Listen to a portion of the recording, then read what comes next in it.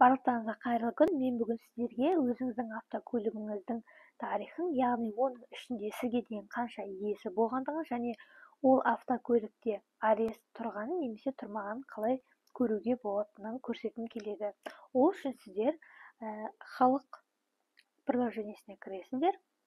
Кез келген адам приложениесі арқылы көруге болады. Туысыңыздың, танысыңыздың, коллегаңыздың немесе басқа да кез келген адамның приложениесі арқылы кіруіңізге болады.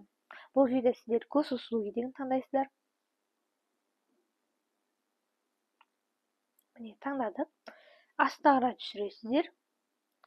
Мына жерде история владения авто деп тұр. Соны басасыздар. Енді бірінші жерде сіздер автокөліктің номерін жазасыздар. Мемлекеттік. Екіншісіне сіздер техпаспорттың номерін жазасыздар. Ол әдетте 2 бас әріптен және 8 номерден тұрады.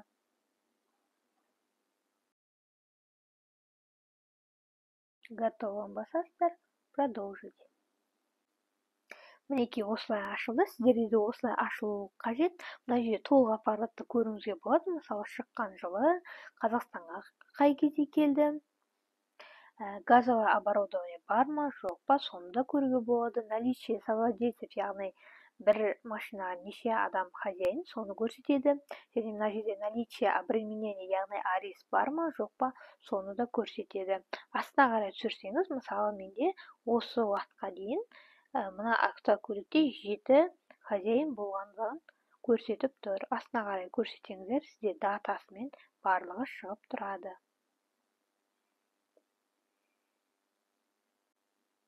Сіздерде дәл осылай өте оңай тәсілмен қарап көріңіздер.